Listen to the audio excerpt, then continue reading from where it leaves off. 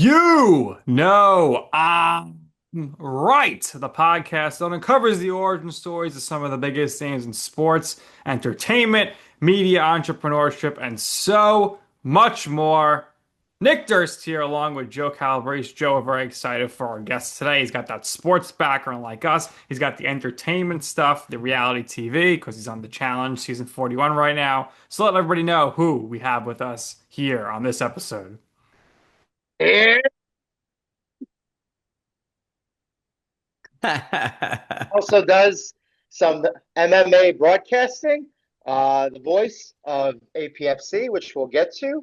As you know, as Nick mentioned, he is a contestant on this season, season 41 of the challenge. He is one of the newbies, the new threats.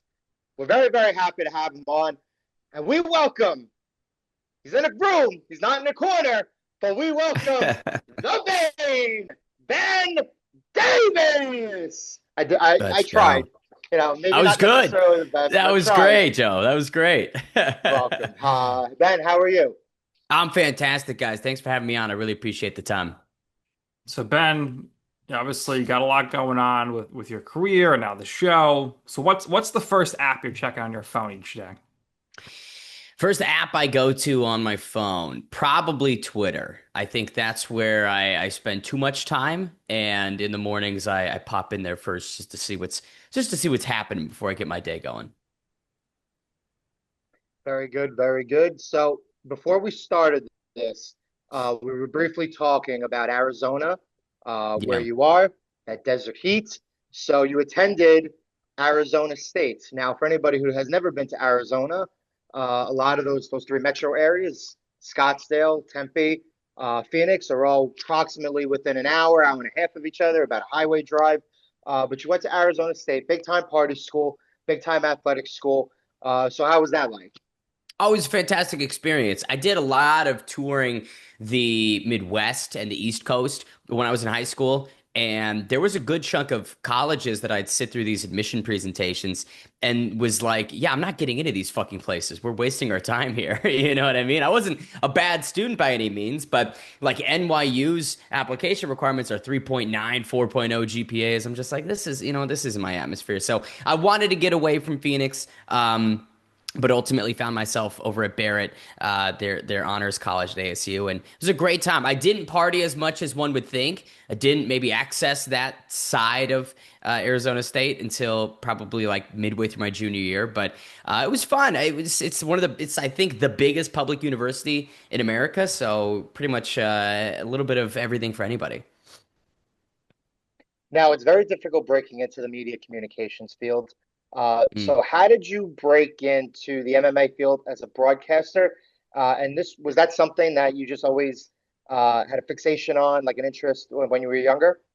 No, not really. It sort of was built out of a hatred of finance. I was studying finance at ASU and just was very dissatisfied. So I started putting some eggs in the basket of just MMA media, content creation, showing up to promotions to do on-site coverage, interviewing people. And as fun as that was, and as nice as it is to network, I just realized that the reporting side of mixed martial arts and combat sports to a greater degree just didn't have the ceiling that I wanted. And, I'd had a bit of a background in sports broadcasting in high school. I grew up acting, so figured those transferable skills would help. And was like, yeah, play by play seems like a good option. Why not try that? And here we are.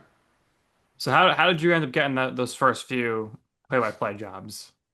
So it's kind of funny. I did about a year and a half of esports broadcasting for like the UFC esports scene, which is incredibly small. You hear about like CSGO, $1 million tournaments, these big events. That is not at all what the MMA esports scene has. But I was able to take that tape, those sizzle reels from those shows, and there was a local show here in Phoenix called Rage in the Cage, no longer around. It is as like local MMA as you could possibly get, but they had just fired their on-air team, and I was like, well, I was reaching out to them. They were like perfect timing, so got to go call it.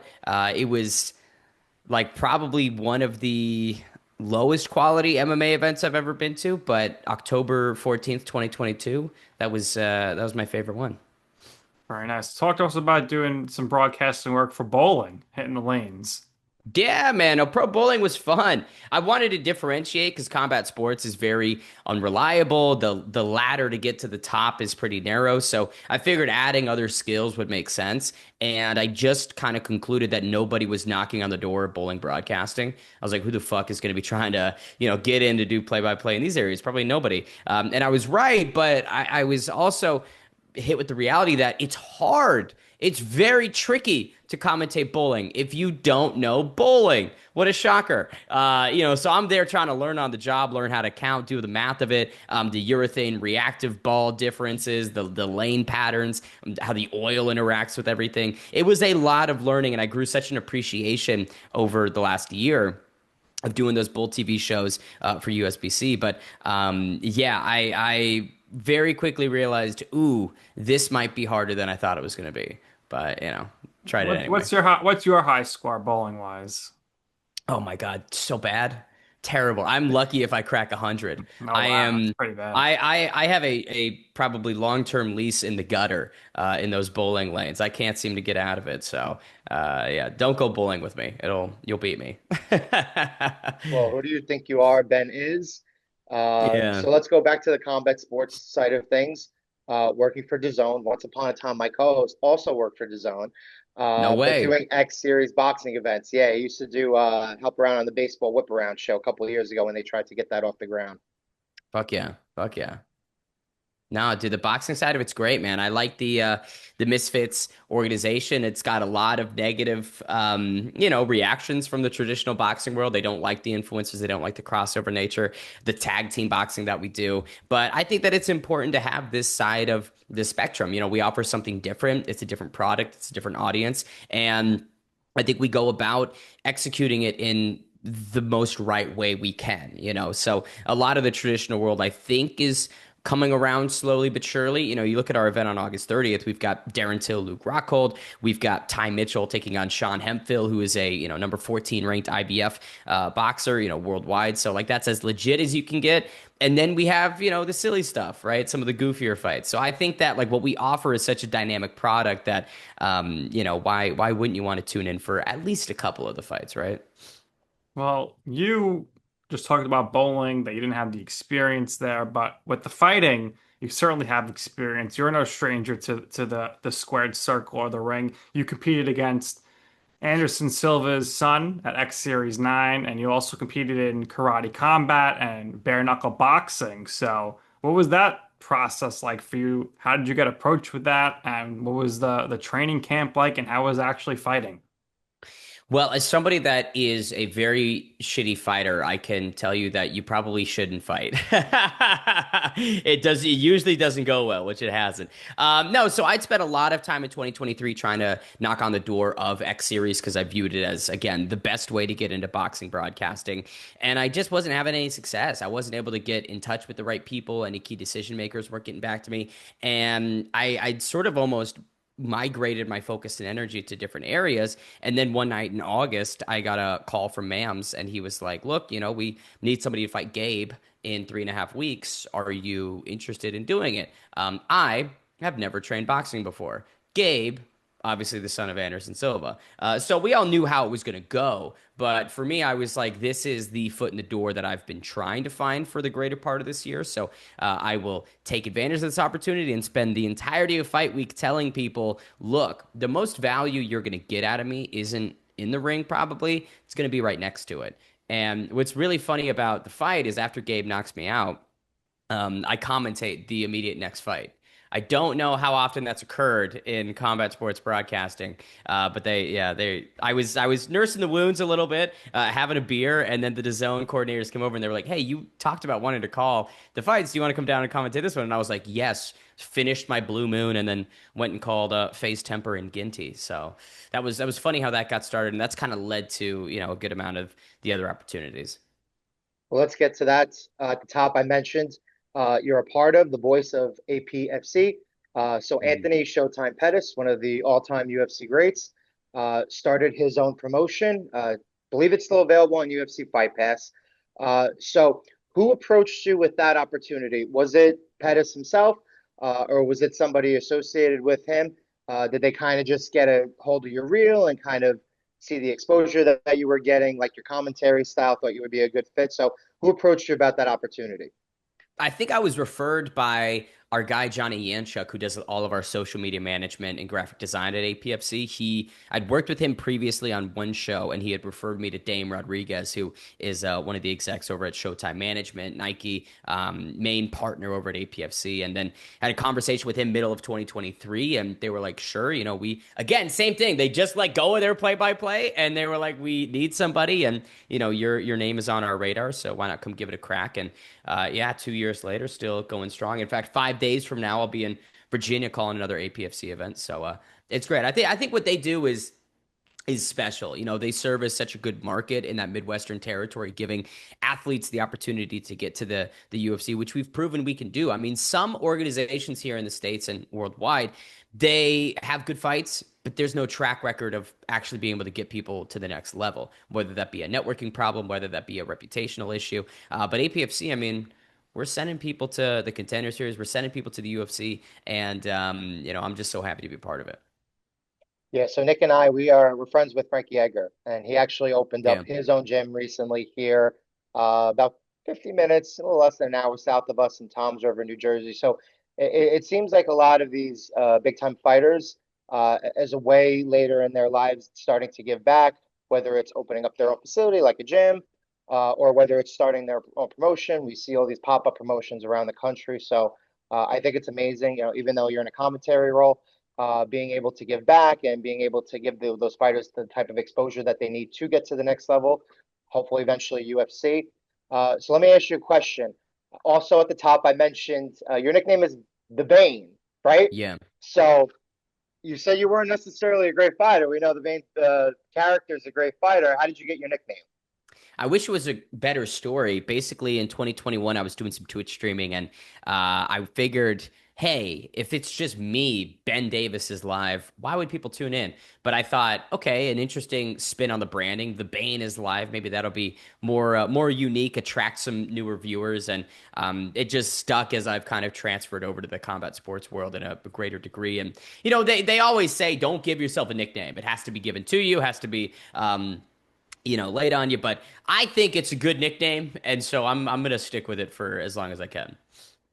Fair enough. So, I mean, clearly, a lot of people in high places saw your X Series 9 fight. So, obviously, the challenge producers and directors, they were in love with you from watching that. I mean, it seems like out of nowhere, you got a call, I guess, to do the challenge. Walk us through that process, finding out that they were going to do the show. We obviously know the concept is the new threats, but most of the threats, I think maybe outside of you and Gabe, have done a reality show Yeah. before. Not that we know who some of those people are because they're other countries and stuff, but talk to us about how they pluck a MMA commentator broadcaster. And were you surprised to even get the call for that for the show? For sure. I mean, like it's complete obscurity, then being dumped into this world where, yeah, everybody has some sort of notoriety within combat or not combat sports, but reality TV. It came out of, funnily enough, working a show last year. I was in Phuket, Thailand, doing a show with a guy who had done a number of projects in Hollywood and reality TV, and we hit it off. And a couple weeks after we had done that event, I was on the phone with him and just like asked, I was like, "So how do people get involved in this world, man? Like, what's the process?" And he was like, "Well, which one would you want to do hypothetically?" And I am not like the biggest of reality TV fans. I've become one, obviously, but up until that point, like I grew up watching The Biggest Loser, and that was like the extent of my reality TV knowledge. But I'd seen season 24 of The Challenge. So when I was on the phone with him, I was like, well, the challenge seems like a really interesting one. And he was like, oh, that's crazy you say that. I know the casting director. Let me call and just see where they're at in their process for next season. And that was like mid-March, and then mid-July, I think, I got a message from the casting director, and they were like, hey, let's hop on a phone call. I've got someone I want to talk to you about. And that led to months of sending in an audition tape, physical, psych evals, going out to do medical testing in California. And then middle of December, they were like, oh, by the way, you're officially cast. You're going to be on next season. You leave in February. So I was like, oh shit. During that whole process, though, yes, in my brain, I was like, they're going to tell me no. Like at some stage of this process, they're going to be like, yeah, we like you a lot, but we've just got to go in a different direction. Someone more established, someone coming off a Love Island season. And so when they were like, yeah, you're on it, I was like, that's odd. But here we are. Nice, Joe. I think you need to get that casting director's message. So Ben, what was it? What was it like training for the challenge? And you only watched that one season. So once you're going through the process here, and it's looking like maybe you're going to get cast, did you do some more research? What was your preparation like to go film? So I watched season 39 and season 40 in the lead up to heading out to Chile. And I was doing a lot of CrossFit. I figured that would just kind of check all the boxes, do, my strength and conditioning, my endurance, stamina within that. But CrossFit's hard as fuck. And so I think I damaged my body more than helped it ahead of going down there. And so I was like, geez, my back is killing me. I did a little bit of puzzle work, tried to do what I could to prep in those areas. But I think ultimately what I came away from watching those 2 seasons, I was like, I could attempt to prepare and strategize as best of my ability, but the odds are I'm going to get down there and it's going to be nothing I've seen before. So why utilize the time that way? It was a busy 2024. I didn't have as much time to maybe prep as much as I wanted, but showed up, did what we could. All right, so talk about that. You get there, you immediately have to go up and down a mountain. That was amazing, a crazy physical test, and then talk to us about going into your first challenge and how your partner maybe calmed your nerves, if anything. I'll stick on the mountain for a second because that fucking sucked. And they did not make it seem as bad as it was. I think Jeremy was done with the mountain in 9 minutes in the episode's runtime. It took me 4 hours to go up this mountain and then run all the way back down. I think I could have gone a little bit quicker, but I'd hit a very nice group of Cara, D, and then Turbo was a little bit in front of us. And I was like, I kind of want to stick with these people, right? Get to know them, going down the mountain, build those relationships a little bit more. Then it would look like a dick move on my part if I was just like, see ya, and fucking booked it, That'd be rude, even though some people did it. But yeah, the mountain was very frustrating, and I wanted to partner with Cara, but I think everything worked out the way it should have because partnering with Nani ultimately helped me a ton. She was excellent, very awesome, supportive partner, deeply encouraging.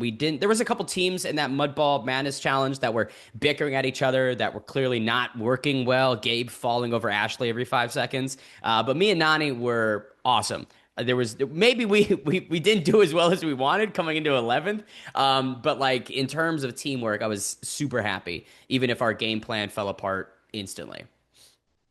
Yeah, I mean, the thing is, you're used to deserts, not mountains, so that's kind of what maybe that impacted things. But I think you had a good strategy there to socially, get to know that's some good company there, Cara, Maria, and Yeah. Turbo. Not well, for sure. And I knew that I wasn't gonna be the biggest, strongest guy. That's kind of a given. I'm 5'9". I was a theater kid. That's not, listen, those aren't good ingredients for a brutal, strong competitor. And then I get down there and I learned that 5 of the 8 male rookies were Marines, Army. So even more so, I was like, well, fuck me, dude. But yeah, I figured the socializing and politic would be where my bread's buttered. And, it's sort of on display a little bit with Rogan, going into elimination, talking to me, saying, hey, vote Justin. And I'm like, sure. Even though I'm not going to do that. It's not full well knowing I'm not going to do that. Absolutely. So you get in the house fine on that first night. First impressions, was there anybody you just couldn't stand on the cast?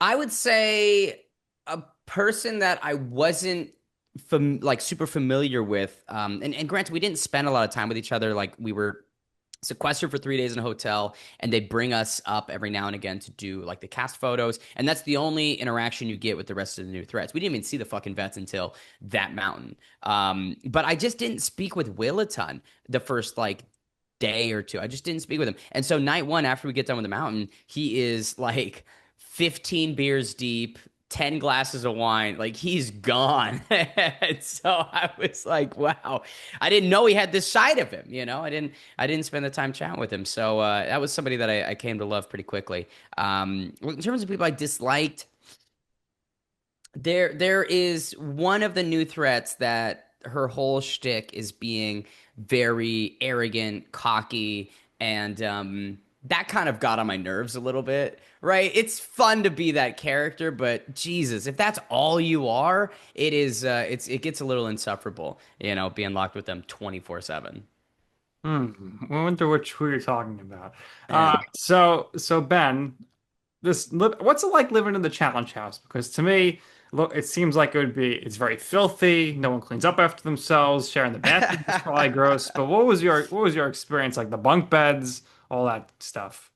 Filthy is a good way to put it. The kitchen was disgusting. I've never like seen a kitchen get destroyed in such short amount of time. And me, Leroy, Jeremy, Adrienne, a couple other people, like we would try and clean it frequently, but you know, people would come in and ruin it.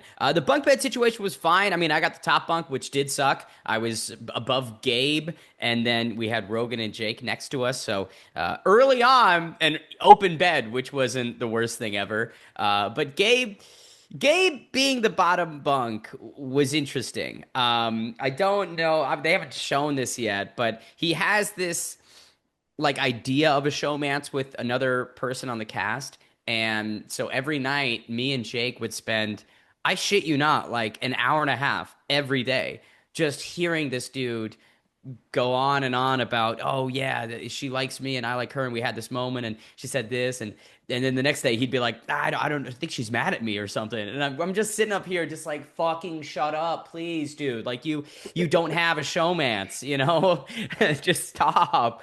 And he never got the message, which is crazy. Like me and Jake for weeks were telling him, and he just never got the message. But credit to him, the guy is deeply committed to maybe something that doesn't exist.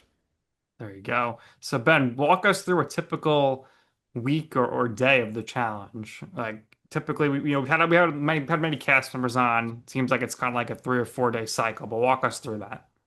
Yeah, 3 or 4 day cycle is exactly what it is. You will wake up, and most often this season, it's early in the morning. You got to get ready, drive out on the buses to go to the daily challenge, which were like hour and a half, 2 hours away from the house, which I think is pretty standard. But it was a lot of time on those buses. And then you go dive for 5, 6 hours. Then you get shuttled back, and there's about like a 45-minute window where you want to get ready, shower, put on your nice clothes, and then you go out for the rest of the evening. And then the next day, the nomination period. And then I think it was like around early afternoon where we bang out the nominations. Then you'd sit for like 7 hours, and then it'd be midnight, and they're like, "All right, get on the buses. We're going to the elimination." And so it's annoying because it's like that's late at night to do these eliminations. You know, I remember one day we got back at like 3 in the morning. One of them took forever, and so yeah, it was some late nights, and then I think the next day you get a rest day, some opportunity to recover. But this season was odd. I mean, I can't go into too many specifics at the moment, but like there were a couple curveballs that got thrown at cast production that altered the schedule. So maybe sometimes you didn't get a rest day because of things that will be shown. But yeah, that was it. It felt like more of an odd structured season in terms of filming. Interesting. All the part of the psychological component to it. Uh, so talk about the food, right? Because you Mhm. guys are going out, right? It's not really so often. So when you're back at the house, Ben, are you a cook yourself? Are you kind of savvy in the kitchen? And if not, how are you maintaining that day to day in the house? And if somebody was cooking, or if there were a couple of people who were cooking for the house, who were they? How was the eating at the house? For me, it was tough. I was very scared of cooking in the kitchen. I tried to stay away from it as much as possible. The stove top that they'd had was really confusing. It was like an electronic one, and you had to like touch this button twice, and then use your finger and set the heat. It was very weird. Everybody was confused. But CT figured it out. He was the one cooking mainly, which was hilarious. Like he is a great cook, fantastic dude. But my daily nutrition was a couple cups of coffee, and then I would like pick around here and there, get some of the bacon, and that would be it. I wasn't keeping myself healthy, which is not great, but at the same time I was like, I don't want to, burn the kitchen down. That probably wouldn't be good for my challenge career. Was there any catered food any of the days? They did have so breakfast, lunch, and the dinner they would bring in um some burners and have some food ready, but it was food. It was edible. But I think some of the cast members were a little frustrated, unhappy with the quality of it. But, Well, you know what you're getting yourself into, right? Can't be glamorous every single day. yeah, exactly, exactly. But it was funny because that raised such importance on the nights out to like order food and get it to go so that the next day you would have something that you were interested in eating.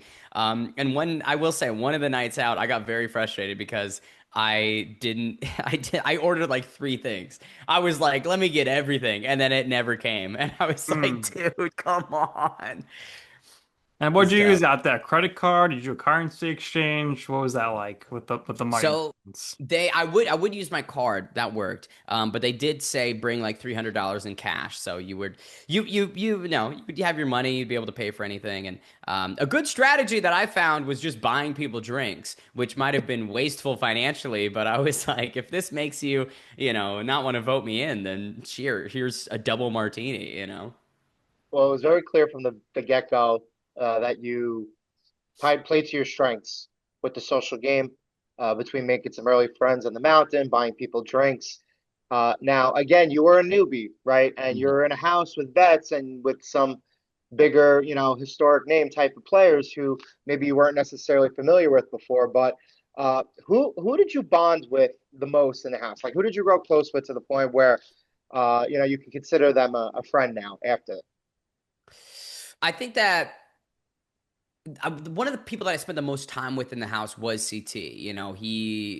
Whenever he'd go on like a smoke break, we'd go chill. We'd play pool a ton together. But a guy that I really connected with was Jeremy. I mean, that guy is hilarious. He's such a great warrior and competitor. And I think that him and I understood each other on a humor level that was fantastic. I mean, it had the same vibe of like you and your buddy in the classroom when the teacher's talking and you make a stupid face at him. That was like the same connection that Jeremy and I had. And I'm trying to get him to do a Spartan race in November, and he's very Mm, close to confirming. So yeah, that's somebody that I do consider a good friend outside the show. very nice. What was your biggest surprise about being on the challenge? How difficult being in the house would be because it's like a pressure cooker of an environment, and with how quickly the gamesmanship started this season and the politicking, it kind of took everybody by surprise, and it got me going haywire because again, my name was getting tossed around a little bit in the first night, and that kind of just kept me in a very terrified state, a very anxious state for the next several days. And adjusting to that was tricky. There's no real support systems, I would say, for a lot of the new threats. You're lumped in here with nobody that you know, and everybody is seemingly trying to get you out. And I think grappling not only with that, but also being on reality TV for the first time and acclimating to the nuances and complexities of filming reality TV. It was a lot. Like there was a big learning curve, and I did eventually get over it. But I think I probably had one of the harder first 2 weeks in the house in terms of just adjusting to that environment. Yeah, it's a lot to learn when you get in there, Yeah. especially when you're not coming from a reality TV world where you're stuck living in a house with cameras on you at all times. So you did a great job so far in the season as to where we're recording We, this. we We'll hey, see what listen, we get our happens. 30 seconds per episode. We get our background character role. Well, there'll be some more Ben in these next couple episodes, I think. Bane's going to come out. So Ben, in your life or your career or your reality stardom, What has been your you know I'm right moment? What I mean by that, it's a time or place you want to pursue something. You ask somebody for advice. They said, Ben, sounds like a bad idea. I don't think you should do it. It's not going to work out. And you said, you know what? I'm going to go ahead and do it anyway. And in the end, you will see why it is that I'm right about this. And I can tell you, I told you so. I think that the karate combat fight is probably an instance where that was me sort of saying, "Hey, I get that people are a little bit pushing back. I got knocked out against Gabe. Why am I going to go fight again?" And I'd broken my thumb 3 weeks before that fight as well, and so people were like, "You're injured. You only had a couple weeks to train again. Why are you doing this?" But I just, I felt confident, comfortable. I knew my opponent's weaknesses, and I was like, I believe that I can steamroll him. It wasn't the performance I wanted, but got the hand raised and was able to sort of be like, yeah, that was the correct decision for me. Well, Ben, we appreciate your time. Uh, so for me personally, I've always been a mixed martial arts UFC fan. A lot of friends who are collegiate wrestlers, so it's always been my one of my MOs. So very happy to connect with you. Thanks for. Did you reached out, right, Nick? Was it Ben who reached out, or I did you reach reached out out to to him? Ben. You reached out to Ben Ben. did a nice little Q&A on his Instagram. You know him Very right. Yeah. Reached out and said, when you come on the podcast, and the rest is history. So There you let's get it, go. But baby. Ben Let's get saw, it. we had some good company. You were at the premiere Yes, party, Joe, with all of his yes, castmates. So yes. We had time to connect at the end, and CT was there, and again, just a giant teddy bear type. So Yeah. it's very obvious to see how you two connected while you were in the house on the show. So as the season moves along, maybe we'll see that play out a little bit. But Ben, like we said, it's such a pleasure to have you. We wish you the best of luck with everything. Everybody, continue watching season 41 of the challenge. Let's see what Ben is able to do. What we do here is we always give our guests the last word. So if there's personally anything else you would like to share for yourself, by all means, go ahead. Promote for yourself, by all means, go ahead. And last thing from me is where can we find you all across social media? And what do you got coming up here in the near future? So you can find me at Ben the Bane Davis on all platforms. At the moment, I'm doing a sort of companion podcast to the challenge called the Do Not Resuscitate podcast. My buddy Riley Osborne, my color commentator from Misfits, gives my insight, my point of view of things that maybe they didn't show on this episode or expanding upon things. So I feel like that's pretty valuable for challenge fans if they want to get a little bit deeper insight into the behind the scenes. So yeah, at Ben the Bane Davis and at DNR Podcast. all right, Ben, thank you for your time. Best of luck this season, even though it's already done and you know what the result is for yourself. But best of luck. That's going to do it here for this episode of You Know I'm Right. For our special guest, Ben Davis, my co-host Joe Calabrese. I'm Nick Durst, and this has been You Know I'm Right.